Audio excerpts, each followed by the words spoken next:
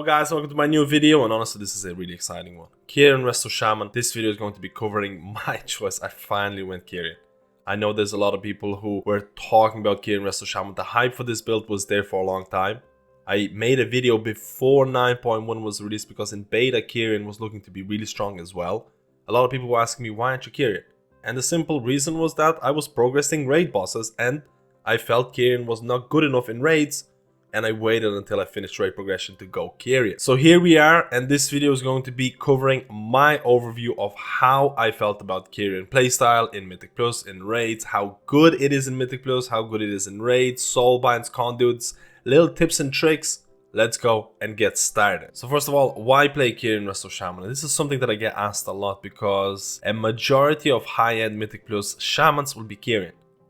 And there is a specific reason for this. There is a majority of Resto Shamans who are progressing high-end Mythic raiding will be Necrolord. If you're looking to be a HPS beast in raid situations, to dominate HPS and provide the most HPS possible, KYRIAN is not going to be for you.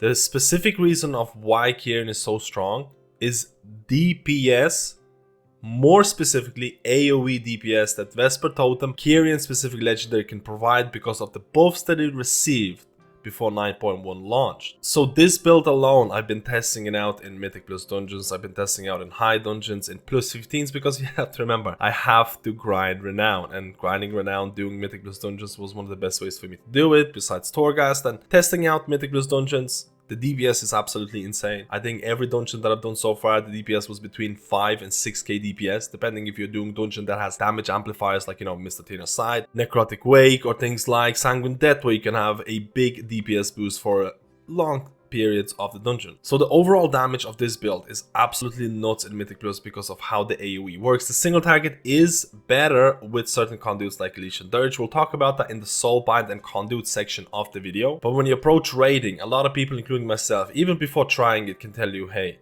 Vesper Totem is going to be somewhat awkward because it has a very short range. You have to move it. You can't move the Vesper Totem. It does have a 3-second cooldown though associated with that. I was very hesitant about trying KYRIAN in raids, and honestly I've tried it out today. And it felt better than I expected. I do believe that Vesper Totem provides less HPS than Necrolord. This is something that I feel based on my performances. Don't get me wrong, you can do really good HPS with Vesper Totem, but there is something about Necrolord, there is something about the fact that Primordial Wave doesn't have a range associated outside of the, can you put Riptide on a person? Tumbling Waves, people might hate it or love that Conduit, but if you get certain amount of resets, you can 120k Cloudburst. You probably won't be able to achieve the same thing with Vesper Totem. But I believe the main reason why Vesper Totem felt pretty good in raids, or better than expected, is that Sanctum of Domination provides a lot of stacking. And if you stack, Vesper Totem is actually quite decent. But if the next raid might have different kind of, you know, bosses where you have to spread out, Vesper Totem would probably lose out a ton of value. But you don't have to think about that because 9.15 is going to provide easy Covenant swapping. I have tried out in specific boss encounters in Sanctum of Domination to run the KYRIAN specific legendary, which gives you a lot of AoE damage on bosses like Soul Render where people are stacked up. So I kinda used it during the ad phase where the DK script ads. I popped my Vesper Totem, I did my healing, my DPS, and you can finish a fight with like 10k HPS and 3k DPS overall. So I do think that KYRIAN actually has a specific niche where a healer, especially like Resto Shaman, does not have a lot of DPS, especially if you're running like Necrolord. If you run KYRIAN and there's a fight which requires AoE damage, you're probably going to be a god. I actually really thought about Sylvanas Mythic. If we don't have enough damage to kill the arrows, Vesper Totem would have been a viable option for me to run and just use it to DPS the arrows in the first phase, DPS the ads in the second phase, because those are really hard parts of the initial progression for Mythic Sylvanas. But on the flip side, in the raid, all of the multi-AoE target boss encounters, a lot of the ads, not really big deal.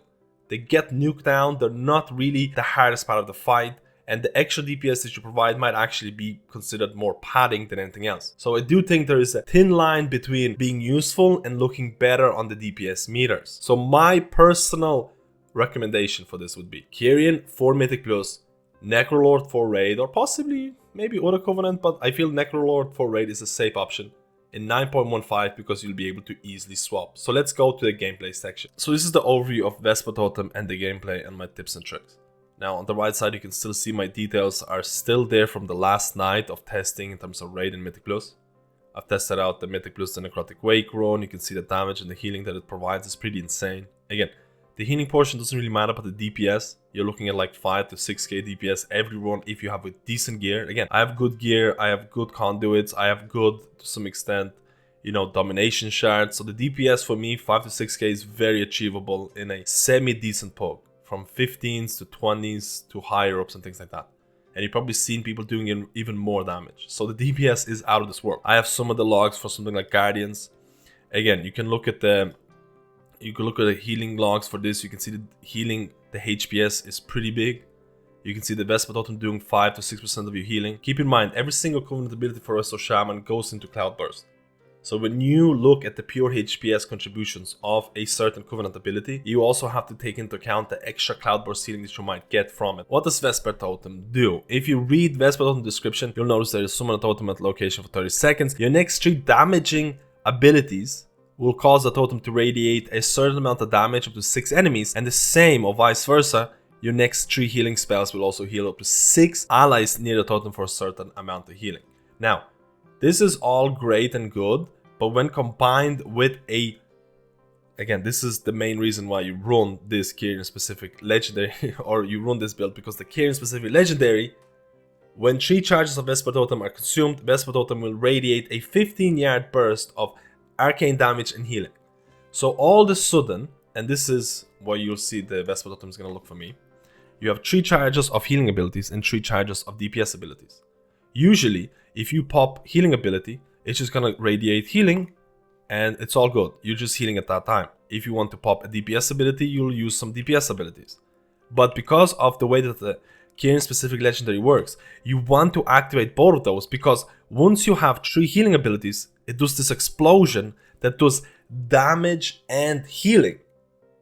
So at the end of that 3 cast sequence, you're getting DPS and healing. When the basis of the totem is that if you use healing ability, you get healing from Vesper Totem. If you use healing ability, you get healing from it. If you use DPS ability, you get DPS from it. So if you're running in raid situations, you probably won't be running this in raid. You'll probably be running the Riptide Legendary. You only really have to focus on the 3 healing abilities, because your damage abilities, they're not gonna, they're not gonna do any healing whatsoever. So that's something to consider which legendary you're running. Keep in mind, in Mythic Plus, I will always run KYRIAN specific legendary, because quite frankly, it is the main reason why this build works, because Blizzard has honestly overbuffed it to some extent. In raids, if I'm looking for pure HPS, I will swap to a build or a legendary to the Riptide Legendary, because I do believe this provides a more consistent HPS. But if you feel like you don't need that HPS and you want extra DPS, possibly extra AoE DPS, you could swap to the KYRIAN one as well. So honestly, it really depends what your priorities are. HPS in raids, Riptide. DPS in raids, probably KYRIAN specific legendary. In Mythic Plus, always KYRIAN specific legendary. The number 1 misconception of this totem is running Mechanicos. Mechanicos is the way to go, and this is a Soulbind build that you're probably going to be running for Mythic Plus. A relatively popular build that everyone's going to be running, because it's going to include Effusive Atom Accelerator, which is going to reduce the cooldown of your totem based on how many enemies you hit. So reduce the cooldown of Vesper Totem by 4 seconds per affected enemy, up to maximum 20 seconds. This cooldown reduction happens when you place your totem, and how many enemies you're going to hit when you place them, that's how much cooldown reduction you're going to get. So right now, if I'm going to place it here, you can see that Effusive Atom Accelerator dot is popping on them, and I'm getting 8-second cooldown reduction because I hit 2 enemies. So this is why it's very important when you're placing your Vesper Totem that you're going to hit as many targets as possible to get maximum cooldown reduction. So maybe during a Mythic Plus boss, there's going to be adds happening in the next 5 seconds, and you might delay using your Vesper Totem for the adds to spawn, and then you're going to use your Vesper Totem on top of those adds to get 20-second cooldown reduction. Another big deal with this conduit choice for Mechanicos, again, we can go through it, using Elysian Dirge. This is something that you're going to be running in Mythic Plus. Again, consider the fact that Elysian Dirge is getting a massive buff in 9.15. This is going to solidify its choice in this slot by a mile. Again, this is a conduit that's going to make your Vesper Totem be competitive in single target, because Vesper Totem single target damage is pretty good, but it's not even close to the AoE that it can provide. So this helps you with that. The fun fact is that it also works with your Covenant or KYRIAN specific legendary. So you can see here when I'm testing between two targets, I'm placing Vesper Totem and I'm using my DPS abilities. Now, you can see that the ad or the enemy closest to the totem is getting hit for a little bit more. And after I use my 3 DPS abilities, the explosion, you can see the explosion itself, which is KYRIAN specific legendary, deals way more damage to the closest enemy. All of a sudden, Elysian Dirge not only works on your default behavior of Vesper Totem, but it also is affected by the KYRIAN specific legendary, making it a clear winner in Mythic Plus situations. Now, another thing that I need to talk about is using your charges. In Mythic Plus and raid situations, again, you're going to have 3 DPS abilities and 3 healing abilities. In raid situations, I feel you're definitely going to be running Unleash Life. Unleash Life can be a very solid choice, and you can pop the 3 healing abilities quite easily. You can have your Vesper Totem, you can see here I have 3 healing abilities. You can literally go Unleash Life, Riptide, and Riptide. And now your healing abilities are gone, and that's within 3 global cooldowns with no cast time associated with it at all. If you're doing DPS and you want to pop it off straight away because the mobs are gonna die really quick, you can use Frost Shock, Flame Shock, or again, not in the exact order, but you can apply these instant cast abilities. Frost Shock is going to become a really integral part of your rotation if you want to get those charges off really quickly. What I like to do in Mythic Plus situations when I'm approaching a large trash pack is that I'm going to use my maximum DPS abilities if I know that those mobs are going to stay alive long enough for me to get all my procs off, both healing and DPS. So for example, if this is a large trash pack, I know a lot of people will try to use Frost Shock and things like that to get their charges off as quickly as possible. But for me, I'm experimenting with an option of, hey, I'm going to use Chain Lightning because it's the maximum DPS ability here, and I'm going to be proccing my charges in the meanwhile, because I know those mobs are going to stay alive. Now, if those mobs are going to die, of course I'm going to be using Frost Shock, Riptides and all that as quickly as possible. But generally speaking, on fortified weeks, just using a Chain Lightning because, again, there's multiple mobs in there. You can also optimize your healing while approaching AoE trash packs by using Cloudburst, because you have to remember, Vesper Totem goes into Cloudburst like every other Resto Shaman Covenant ability. So before you're approaching or using your Cloudburst Totem or your Vesper Totem, you should probably pair it up with Cloudburst because it's going to provide free healing and it's going to increase your DPS uptime because you can DPS for longer. So this is a large trash pack, use Cloudburst, use Vesper Totem. Again, these are not going to die very soon. I'm just going to use my Chain Lightning because it's maximum DPS. And after this, it's going to explode and go into my Cloudburst. And then maybe I'm going to use my Riptides to heal the people that need it, to proc my DPS and healing again, and it goes into a Cloudburst. Don't pay attention to the numbers here because it is like old world dummies. So the numbers are not right, but the concept is the same. You can, in turn, use your DPS abilities to provide healing and it goes into your Cloudburst, and you can use your 3 healing abilities to go into your Cloudburst and also provide damage through Vesper Totem. So it works hand in hand in turn to create a higher uptime of DPS. So this is why this totem or this covenant works so well or is made for Mythic Plus, because there is just so many different synergies. So now let's go to Soulbinds and Conduits, and we looked at Soulbinds and Conduits a little bit when we were looking at Elysian Dirge, but I want to showcase the screen a little bit more if you want to check it out. So this is my Mythic Plus Soulbind and Conduit build. I'm using Elysian Dirge, it's empowered. Again, I am going double potency Conduit because, again, if you're going triple, you will be missing out on an extremely nice Hammer of Genesis. Damaging an enemy grants you a 3% haste for 10 seconds. Again, this is great. And many people, this is the meta. It's DPS healer meta in Mythic Plus. No one is really going to care if you're going to use heavy rainfall in Mythic Plus situations. It is pretty good on like your Fire Lieutenant and things like that, but it's not something that you're going to pick over extra damage that you get from getting haste.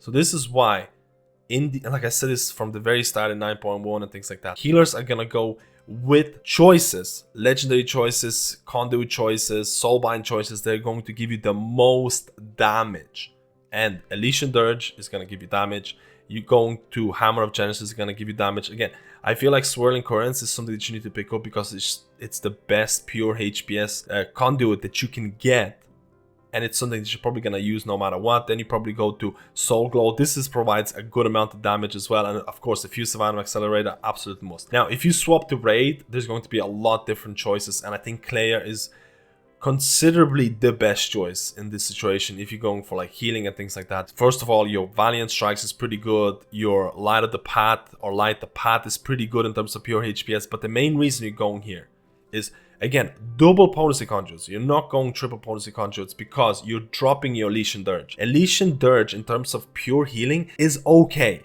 It's actually not that great. For the damage, for the single target damage, it's a very considerable choice. But if you're looking for pure HPS, you're not going to be running Elysian Dirge. In 9.15, it's getting buffed, so you might have to revisit it a little bit more. Again, I mentioned this is one of the best pure conduits for Resto Shaman that you can get. It just works so well and so versatile. It's empowered. Again, you'll be using a lot of endurance conduits here, so make your pick in terms of what you want. I feel that again, these three choices, I feel they're pretty good. You're going double potency and you're picking up pointed courage. This is insane. Like, this is actually insane, and it kind of makes up for some of the downfalls of Vesper Totem. Chances to critical strike is increased by 2% for every nearby ally, up to 6%. And in raid situations, you're pretty much going to get 6% at all times. And this is, like I mentioned, crazy value, and it makes Claire really, really strong. When combined with Valiant Strikes, when combined with Light the Path, this is just the way to go. And your second potency conduit, you're going to be picking Heavy Rainfall. Heavy Rainfall is very, very solid. Again, when you're going to be using your Healing Tide, it's going to give you a specific period where your healing rate is going to be a lot better. There's a lot of stacking, Sanctum of Domination, very easy choice. In here, honestly, I kind of really doubted myself. I end up going with Hope Springs Eternal because your File of Serenity reduces damage taken by 20% for 8 seconds, so it's an extra DPS kind of cooldown. And the effects are also granted to your lowest health ally. This actually has HPS value attached to it because every time you're going to use your file, it's going to heal the lowest health ally. And usually that's not going to be overhealing. This actually has HPS value attached to it on top of a damage reduction. So this is my choice. You can definitely mix and match your endurance conduits. You can mix and match a lot of things. And this is my little guide. I know it took a little bit longer than I expected, of KYRIAN Resto Shaman. I mentioned at the very start there is specific reasons to run KYRIAN Resto Shaman, but it's not going to matter in very, very short time when 9.15 hits and you'll be able to swap Covenants. If you're thinking about swapping Covenants right now, I think KYRIAN is absolutely insane in Mythic Plus situations where your Resto Shaman is going to be pumping damage. It's going to be like, it's going to increase your damage by a significant amount. I used to run Necrolord in Mythic Plus. I was doing like 3k overall damage, and now I'm doing 5 to 6k overall damage with a Covenant swap. So you can see that's almost 100% increase. KYRIAN is the MVP in Mythic Plus because it does damage, and damage is the meta for healers in Shadowlands right now. If you're looking for raids, I think you can make it work. I think it's better than I expected. I think if you're actually going to go for a DPS route, you can be impressing your raid leader and say like, hey, I can do good healing and also way better DPS, which is one of the shortfalls of Resto Shaman. In 9.15, you can swap Covenants, and I think a lot of people are going to go KYRIAN Mythic Plus, Necrolord in raids, and I think that's going to be a very, very popular way to go if you're playing Resto Shaman. Thank you guys, and I'll see you in my next guide.